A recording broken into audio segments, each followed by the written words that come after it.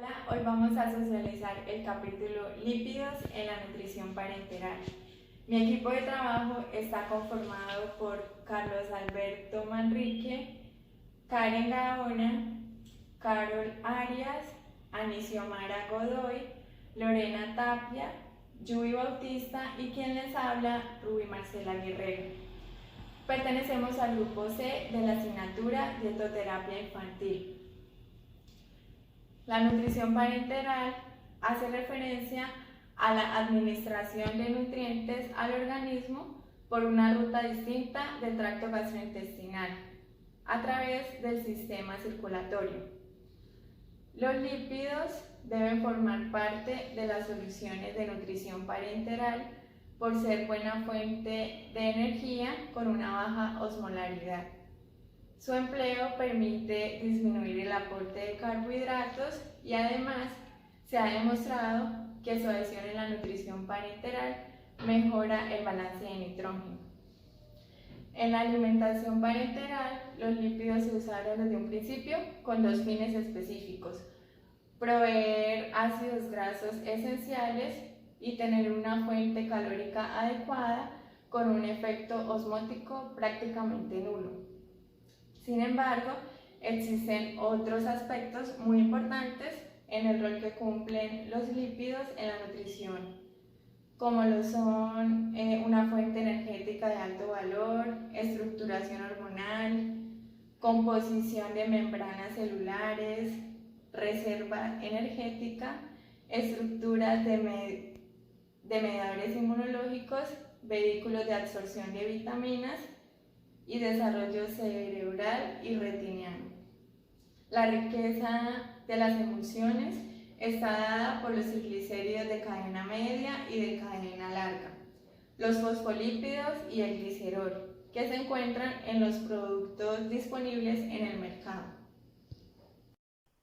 Los ácidos grasos se clasifican en 4 tipos según las posibilidades de enlaces dobles que presenten y el número de átomos de carbono. Por ejemplo, tenemos los ácidos grasos insaturados, que son ácidos carboxílicos de cadena larga con uno o varios enlaces dobles entre sus átomos de carbono. Un ejemplo es el ácido oleico.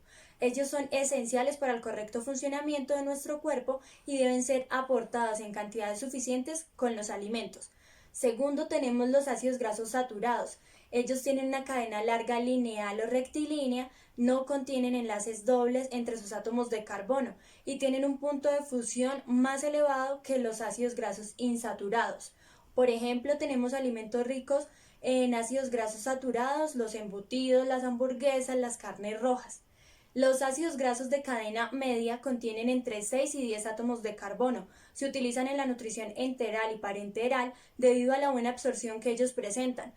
Por ejemplo, las fórmulas lácteas para niños prematuros mejoran la absorción del calcio.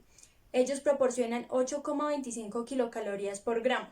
Y por último tenemos los ácidos grasos de cadena larga, aquellos que contienen de 12 a 26 carbonos en su molécula. Las propiedades físicas y fisiológicas de estos ácidos grasos están determinados no solo por la longitud de su cadena, sino también por el grado de insaturación que presenten. Los ácidos grasos de cadena larga proporcionan 9 kilocalorías por gramo y como ejemplo tenemos los ácidos grasos omega 3 y omega 6. Ahora les voy a hablar acerca de la clasificación de los ácidos grasos. Primero encontramos los ácidos grasos saturados, que son los que no tienen un doble enlace en su estructura. Después encontramos los ácidos grasos monoinsaturados o conocidos como MUFAs, que son los que tienen un doble enlace. Entre ellos el más común es el ácido graso oleico o omega 9. Por último, en esta clasificación encontramos los ácidos grasos poliinsaturados o llamados comúnmente como PUFA. Ellos son los que tienen 2 o más dobles enlaces y entre ellos están el ácido linolénico omega 3 y el ácido alfa-linoleico omega 6. Por último, cabe resaltar que los ácidos grasos libres son los más pequeños de los lípidos plasmáticos, pero a la vez son los más activos metabólicamente. Los triglicéridos en la nutrición parenteral son los constituyentes más frecuentes de la grasa en la dieta y también son la principal forma de almacenamiento de los tejidos y del transporte circulatorio. Estos se dividen en triglicéridos de cadena media y triglicéridos de cadena larga. Los triglicéridos de cadena media no requieren de la carnitina para ingresar a la mitocondria. Su oxidación es más rápida que los triglicéridos de cadena larga, tanto en órganos viscerales como en el tejido periférico.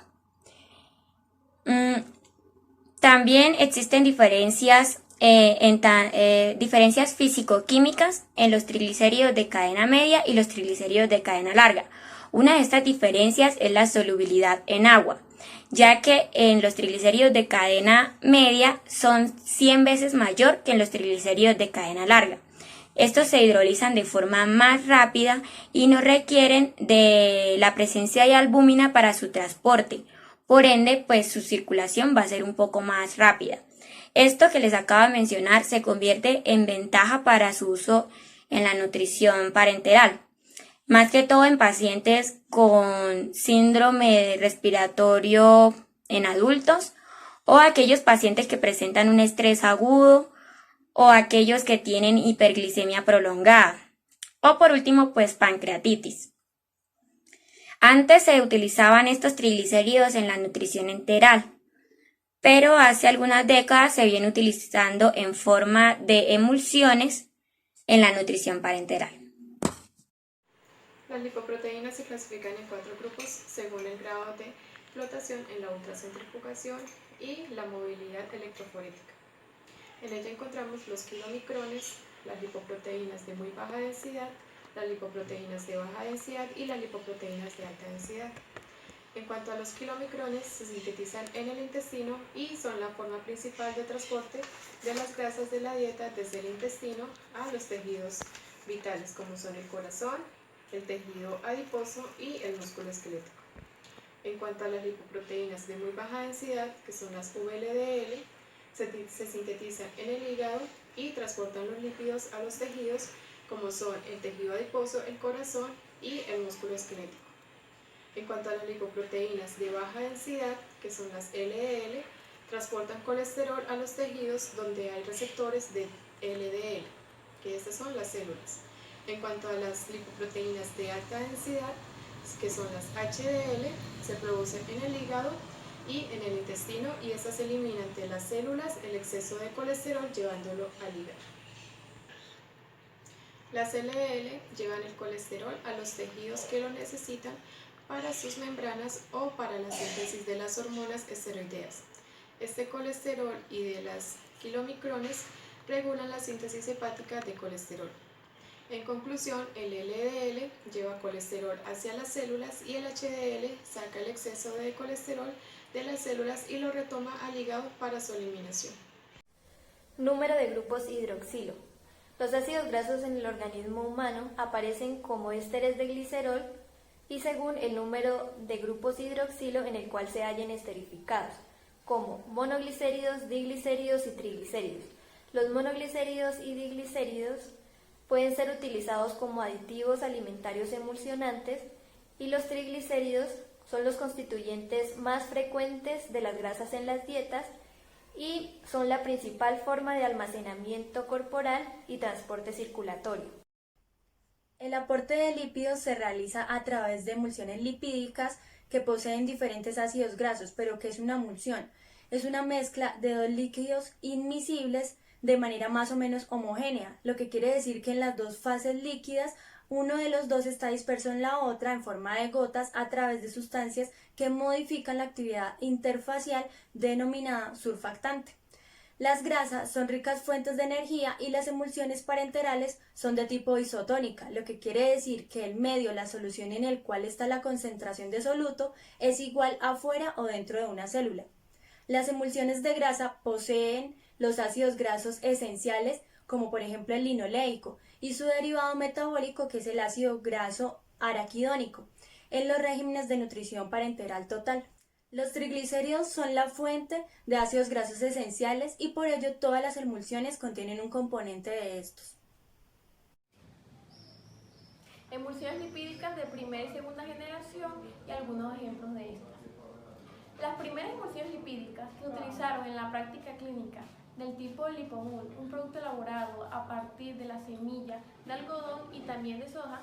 Estos son considerados como las primeras emulsiones producidas y elaboradas y aprobadas, y también llamadas las emulsiones lipídicas de primera generación, que fueron producidas por los laboratorios Upjohn y son de origen norteamericano, pero causaban efectos adversos donde en esa época pues se identificaron, acompañados también pues de aquellas complicaciones derivadas de alteraciones en los mecanismos de coagulación y los sistemas fibrinolíticos, que llegaban hasta la coagulación intravascular diseminada, y que incluso en aquellos momentos complicados podrían causar la muerte en el paciente. Tales complicaciones no ocurrían con aquellas emulsiones lipídicas de segunda generación del tipo liposyn o intralipid, más conocido inicialmente pues como el intralipid, que es una emulsión lipídica utilizada a nivel parenteral, que en la actualidad se utiliza debido a su ausencia de toxicidad, sus grandes aportes, y pues estas emulsiones, como antes nombraba, las cuales son las intralipid y las liposyn, son emulsiones de grasa a base de triglicéridos de cadena larga. Estos pues son considerados como emulsiones o lípidos parenterales de segunda generación, que se utilizan hasta en la actualidad debido a su ausencia de toxicidad y su seguridad al utilizarlos. Estos llamados lípidos de segunda generación también son ubicados en la nutrición parenteral normal y generalmente.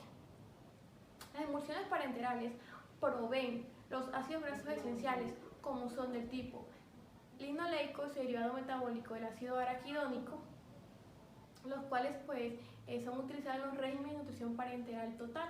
Y como ya sabemos, pues aquellas fuentes de esos ácidos grasos esenciales son los triglicéridos de cadena larga, y por eso estos se encuentran contenidos en gran su mayoría en este tipo de emulsiones lipídicas, y que pues actualmente son considerados como lípidos o emulsiones lipídicas, o lípidos también llamados lípidos parenterales, que son de gran utilidad y fructífera utilidad para aquellos servicios de soporte nutricional y metabólico en Colombia.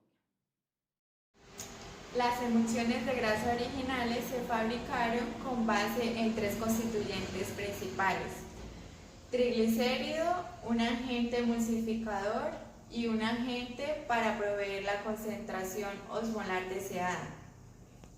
Como ejemplo se encuentra el intralipid, que hace más de 20 años está aprobada en los esquemas de nutrición parenteral en la población pediátrica. Se fabricó a partir del triglicérido del aceite de soya, un fosfolípido purificado de la yema de huevo como emulsificante, y glicerol para hacer isotónica la emulsión final. Como ejemplo de las emulsiones tenemos también el lipofundin, el cual es un producto que utiliza los ácidos grasos de cadena media, que ya como anteriormente se había explicado, estos se degradan más fácilmente y su oxidación es completa. Este producto contiene 60% de ácidos grasos saturados, un 30% de PUFA y el 10% de MUFA. Siguiendo con el ejemplo, el Clinolake es una emulsión que está compuesta por 80% aceite de oliva y 20% aceite de soya. Se presenta como fuente de energía y ácidos grasos esenciales que no se pueden sintetizar en el organismo. Esta emulsión contiene como componente mayoritario el ácido oleico, que confiere ciertas ventajas, como lo es la menor generación de mediadores celulares proinflamatorios y poco tóxico sobre el sistema inmunitario. También proporciona ventajas adicionales como los antioxidantes y antiinflamatorios.